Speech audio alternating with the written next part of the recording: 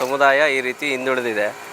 ಇನ್ನು ಮುಂದೇನಾದರೂ ನಾವು ಎಲ್ಲರೂ ಒಗ್ಗಟ್ಟಾಗಿ ನಿಂತ್ಕೊಂಡು ಈ ಬೇರೆ ಬೇರೆ ಸಂಘಟನೆಗಳು ಮಾಡಿಕೊಂಡು ನಡೆಸ್ತಾ ಇರೋಂಥ ಮಾಗಡಿ ತಾಲೂಕು ಹಾಗೂ ರಾಮನಗರ ಜಿಲ್ಲೆಯಲ್ಲಿ ಈ ಸರಿಸಮನಾಗಿ ಎಲ್ಲರನ್ನೂ ಒಗ್ಗಟ್ಟಾಗಿ ತೊಗೊಂಡೋಗಿ ನಮ್ಮ ಮಡಿವಾಳರ ಜನಸಂಖ್ಯೆ ಎಷ್ಟಿದೆ ಅವರ ಆಧಾರಿತವಾಗಿ ನಮ್ಮ ಜನನಾಯಕರಿಗೆ ಏನು ನಾವು ವೋಟ್ ಮಾಡ್ತಾಯಿದ್ದೀವಿ ಅವ್ರಿಗೆ ನಾವೆಲ್ಲ ಒಗ್ಗಟ್ಟಾಗಿ ಸೇರಿ ನಾವು ನಮ್ಮ ಸಮುದಾಯಕ್ಕೆ ಏನು ಕೇಳೋ ಹಕ್ಕಿದೆ ಅದನ್ನೆಲ್ಲ ಪಡ್ಕೋಬೇಕು.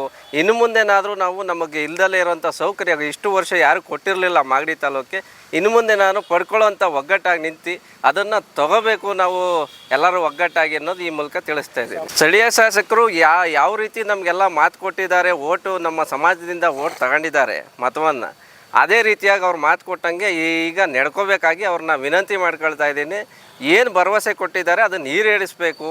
ನಮ್ಮ ಸಮುದಾಯ ಹಿಂದುಳಿದಿದೆ ಅದನ್ನು ಅವರು ಗಮನದಲ್ಲಿ ಇಟ್ಕೊಂಡು ಈ ಮಡಿವಾಳ ಸಮಾಜದ ನನಗೂ ಮತ ಬಿದ್ದಿದೆ, ಈ ಮತ ಬಿದ್ದಿರುವಂಥ ಓಟನ್ನು ನಾನು ಒಳ್ಳೆಯದಾಗಿ ಪರಿವರ್ತಿಸಿ ಅವ್ರನ್ನ ಇನ್ನು ಮುಂದೆನಾದರೂ ನಾನು ಜಾಗೃತಗೊಳಿಸಿ ಒಳ್ಳೆ ರೀತಿಯಾಗಿ ದಾರಿಗೆ ತೊಗೊಂಬಂದು ಅವ್ರಿಗೆ ಒಳ್ಳೆ ಇದನ್ನು ಅನುಕೂಲ ಮಾಡಿಕೊಡ್ಬೇಕು ಅನ್ನೋದು ಅವ್ರಿಗೆ ಒಂದು ಮನವರಿಕೆ ಮಾಡಿಕೊಡ್ತಾರೆ. ಈಗ ಅವರು ಹೇಳುವಂಥದ್ದು ಎಲ್ಲ ಶಾಸಕರು ಬಂದಂಥವ್ರು ಹಾಲಿ ಆಗ್ಬೋದು ಮಾಜಿ ಆಗ್ಬೋದು ಎಲ್ಲರೂ ಕೂಡ ಈಗ ಬರೀ ಹೇಳುವಂಥದ್ದು ನೀವೆಲ್ಲರೂ ಜಾಗ ನೋಡ್ಕೊಂಬನ್ನಿ, ನಮಗೆ ಜಾಗ ನೋಡ್ಕೊಂಬರೋದಕ್ಕೆ ಇವ್ರು ಹೇಳಿದ್ರೆ ನಾವು ಜಾಗ ನೋಡ್ಕೊಂಬಂದೇಟಿಗೆ ಅದು ಕೊಡ್ತಾರಾ? ಇದನ್ನು ಅವ್ರು ಹೇಳುವಂಥದ್ದು ಬರೀ ಬಾಯಿ ಮಾತಾಯಿತು, ಇದನ್ನು ಬಾಯಿ ಮಾತಾಗಬಾರ್ದು. ಅದು ಕಾಲಗತವಾಗಿ ಅದನ್ನು ಏನಿದೆ ಸ್ಪಷ್ಟೀಕರಣ ಕೊಟ್ಟು ಇಂಥ ಜಾಗ ನಿಮಗೆ ಅನುಕೂಲವಾಗಿದೆ ಇದನ್ನು ತಗೊಳ್ಳಿ ಅಂತ ಅವರು ಮಂಜೂರು ಮಾಡಿಕೊಡ್ಬೇಕು.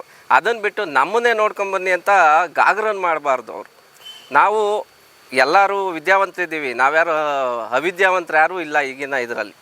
ಅವ್ರಿಗೆ ಇವರು ಕೊಟ್ಟಂಥ ಮಾಹಿತಿ ಏನು ಎಲೆಕ್ಷನ್ ಟೈಮಲ್ಲಿ ಏನು ತಗೊಂಡು ಚುನಾವಣೆ ಸಮಯದಲ್ಲಿ ಹೇಳಿದ್ದಾರೆ ಆ ಮಾತನ್ನು ಉಳಿಸ್ಕೊಂಡು ಹೋಗಬೇಕು ಅಂತ ಮಾನ್ಯ ಶಾಸಕರಿಗೆ ನಾನು ಈ ಮೂಲಕ ತಿಳಿಸಲು ಬಯಸ್ತೇನೆ.